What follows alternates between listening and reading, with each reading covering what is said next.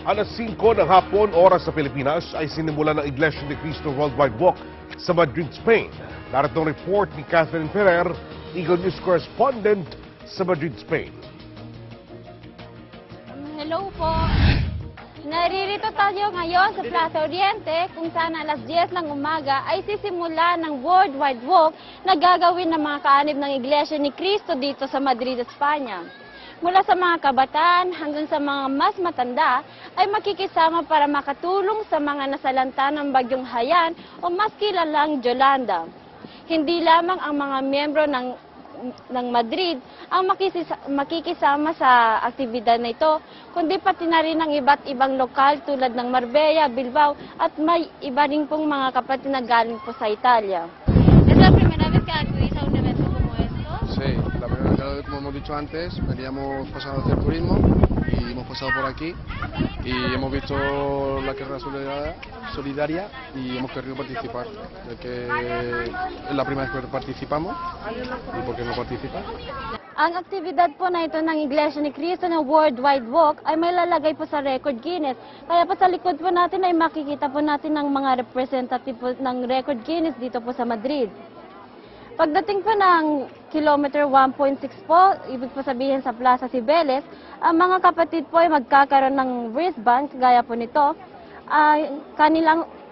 na kanila pong isusot mula sa simula ng aktibidad nito at kailangan po nilang ilagay sa boxes po. Ang numbers po ng mga wristband na nasa boxes ay siyang bibilangan ng Record Guinness para makasama po. Ang kagaya po ng nakikita nyo po dito sa likod ko, nagsimula na po ang Worldwide Walk dito po sa Madrid. Kahit masama pong panahon, kitang-kita naman po kung gaano po kasaya ang ating mga kaanib ng Iglesia ni Cristo sa dakong pong ito.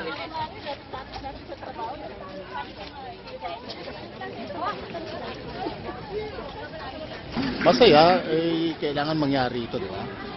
Para makita ng buong mundo na may pagkakaisa ang Iglesia ni Cristo. Ang ginagawa natin ito bilang pagtulong sa nangyari doon sa ating sa basang pinanggalingan natin, yung bagyo. Kagaya po ng nakikita nyo po sa likod ko, may mga kasama pong pulisan ang aktibidad na ito para protektahan pong mga kaanib sa anumang pong mga kapahamakan. Kaya po nang nakikita nyo, nandiyan po ang ating mga kaanib ng iglesia. Papunta na po sa Puerta del Sol, kung saan po ito ang pinakasentro po ng Madrid.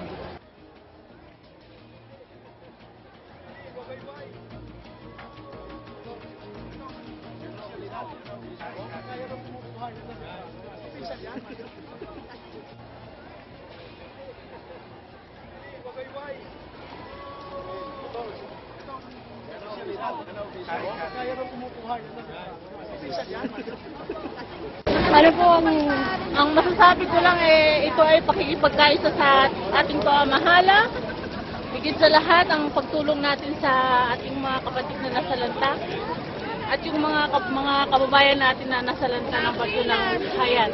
Maraming salamat po. Salamat po. Kita niyo naman po, hindi lang po mga bata, pati na rin po mga matatanda at mga babies po.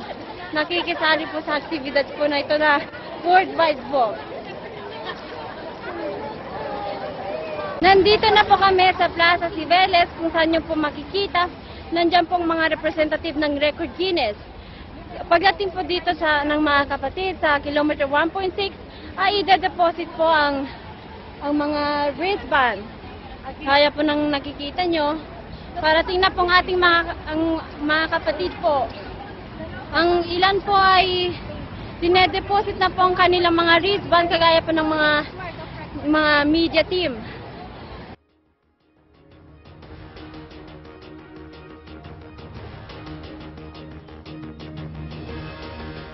At sa pagkakataong ito, makakausap natin ng live via Skype si Catherine mula sa Madrid, Spain, kung saan kasalukuyang isinagawa ang Worldwide Walk. Catherine?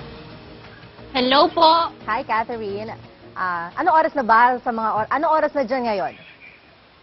Alas 11:15 po ng umaga po. So, 11:15. Kasalukuyan pa rin kayo naglalakad Sa pagkakataong ito, meron na ba tayong sapat na bilang o meron tayong detalye kung ilan yung participants na nakilahok ngayon dyan sa activity natin? Pagkiulit po, hindi ko po marinig po. Do you have a data kung ilan ang kasama natin ngayon dyan sa paglalakad natin dyan sa Worldwide Walk? Ang estimated po na nadadalo sa aktibidad na ito po ay 200 to 400 po. How was the weather, Catherine? Kasi kung titignan namin yung iyong video, parang medyo basa yung kalsada. Parang umuulan. Opo, masama pong ang panahon, pero patuloy pa rin po ang ating mga kapatid sa iglesia po. Gaano pa ba katagal o gaano pa kalayo yung finish line na inyong lalakaran? Konti na lang po. Konti na lang. How many meters? Opo. Estimated. Po? Gaano pa kalayo o meron ka gaano pa kalayo diyan at Quantos this kilometers point, naman? sa area na kinalagyan ninyo? Kilometro y poco más. Catherine? Siguro mga 1 kilometer po. 1 kilometers, ayan. Opo. Maraming salamat, Catherine, at inaasahan natin na magiging safe naman yung paglalakad, dahil nga medyo umuulan doon sa kanilang lugar, dyan sa Spain, Madrid, Spain. Maraming salamat, Catherine, live na nag-uulat via Skype mula sa Madrid, Spain.